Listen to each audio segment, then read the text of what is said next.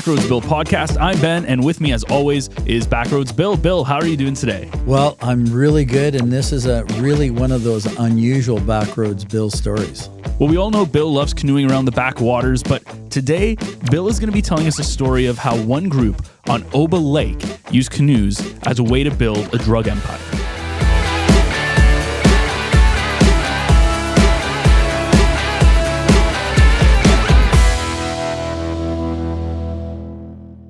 So this has been something that you've been working on for a very long time, Bill.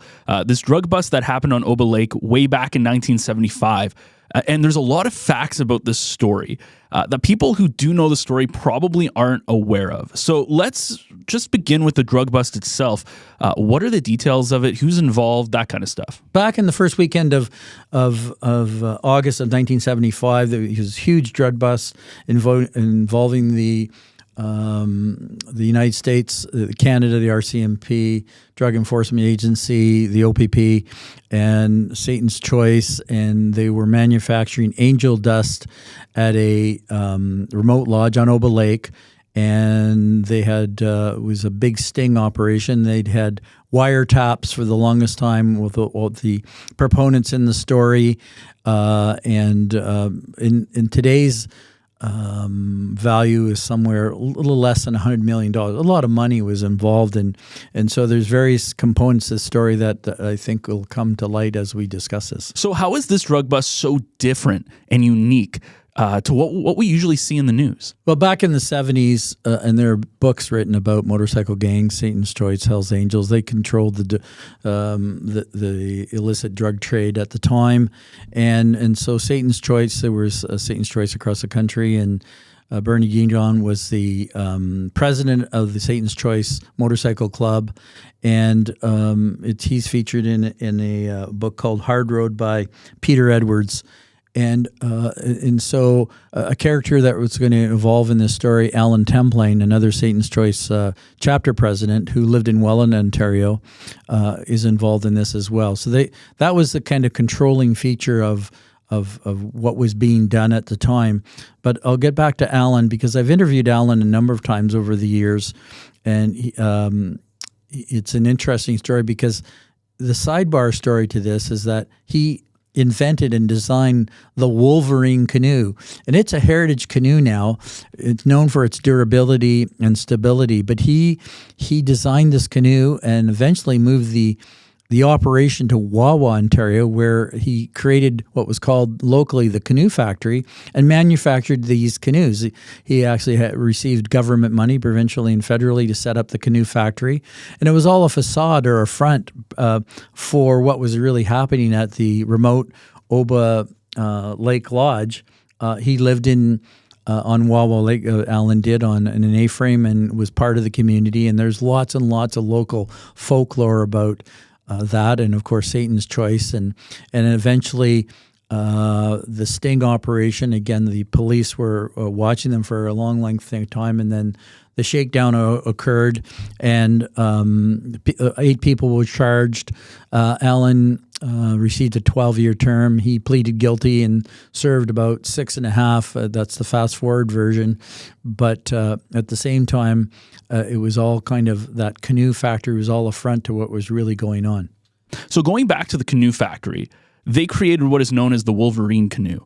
And they are actually pretty hard to find nowadays. It is a heritage canoe, and he modeled it after a chestnut canoe, which is well known in heritage canoe design and manufacture, and he made it out of a composite material, not like fiberglass, but something like that. And so again, Alan would take a sledgehammer or something and at shows and demonstrate how durable it was by banging it off the sides of the hull, and so there was several models that came out of the molds, and it became, I think, a sought-after canoe. But if you fast forward to this day, you can't find them on Kijiji anymore.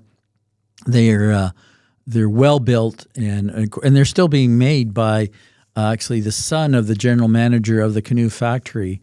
The general manager at the time was Terry Sadler, and then His son is still there's going to be some actually being made now as we speak in Sudbury. Don't know what they look like. They came off the same molds. I'm sure there'll be a different material. But the Wolverine canoe, again, if you think about Scott canoes that used to be manufactured in New Liskeard, no longer available.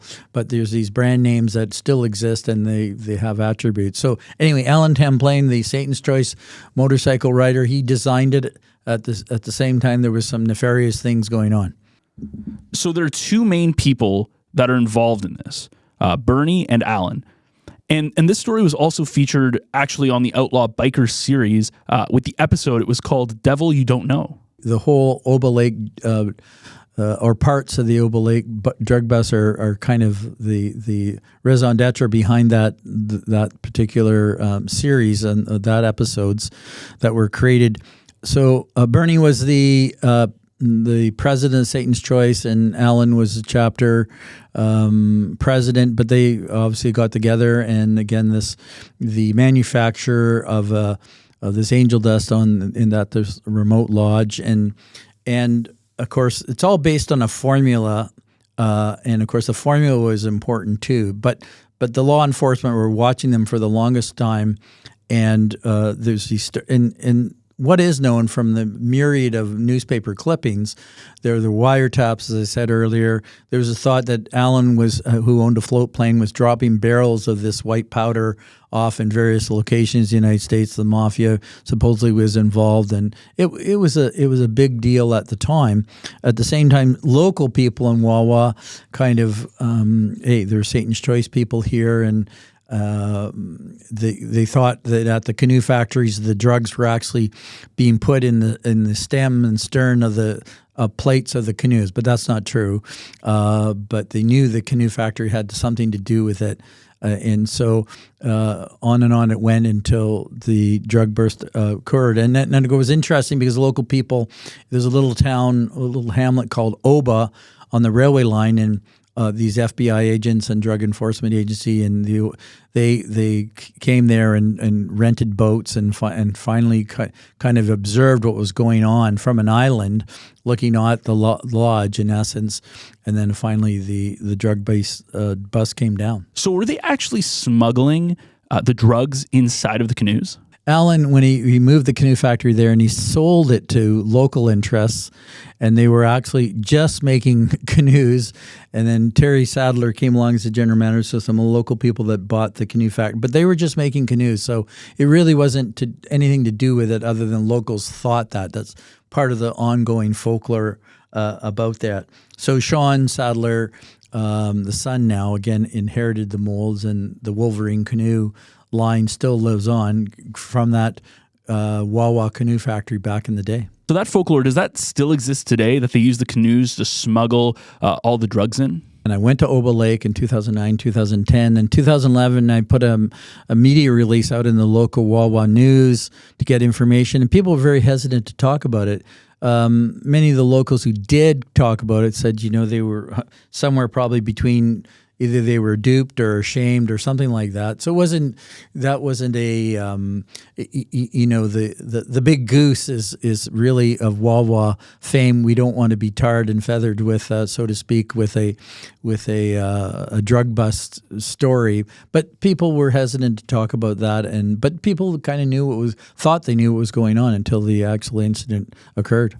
So, Bill, how did the drug bust actually happen? What was the reason that they got caught?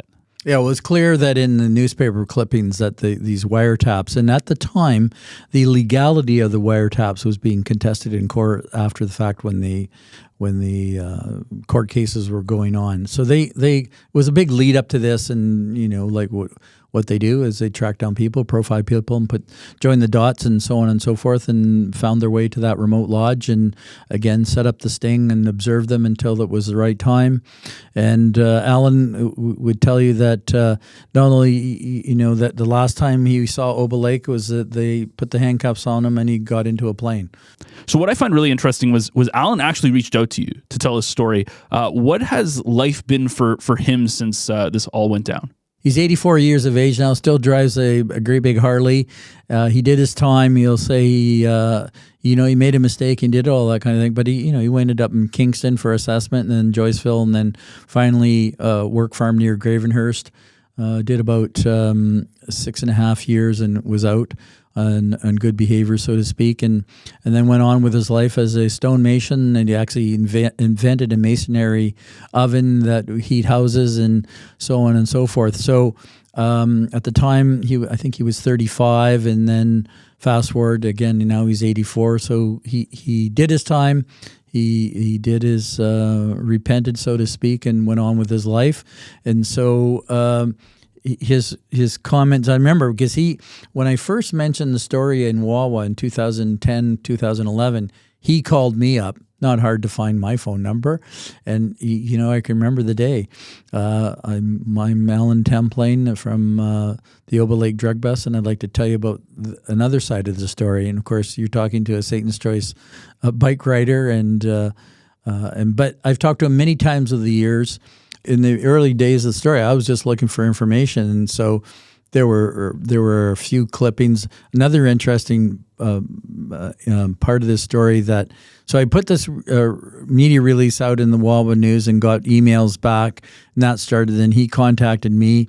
It was shortly thereafter, too, mysteriously, a package of information, all these photocopied clippings of the, I guess, 1 to 2 years of the trials and everything showed up. And of course, the address even today does not match up on Google Earth. So I don't know who sent me those, and it doesn't really matter. But it was all kind of mysterious things to this story that occurred and piqued my interest. So, Bill, what is it about the story that really resonates with you and caught your attention? Again, it's a historical event in a different way, and that's all there is about it. It's part of the unique history on the backwaters and the backroads, and I think that's good enough. I think I was intrigued again because of the canoe aspect, the canoe factory, the lake, the Satan's Choice, the incident itself. Like who knew, right? I didn't know anything about that, and just the setting. It wasn't in an urban setting for sure, so that was intriguing, and it was just and became a little mysterious. Awesome. Well, thank you, Bill, for joining me today. Of course, you can find more episodes of the Backroads Bill podcast every Wednesday in audio form on all the popular podcast players, including Apple, Google, Spotify. The video version you can find on YouTube. And if you're looking for more local North Bay podcasts, you can head on over to NorthBayEcho.ca to find shows like our flagship, To North Bay with Love, or podcasts from other local creators like Small Town Times and The Frontline. So, Bill, before we leave, any last words of wisdom you want to leave us with? As always, happy trails, and we'll see you on the backwaters and the backroads, and looking forward to the next podcast.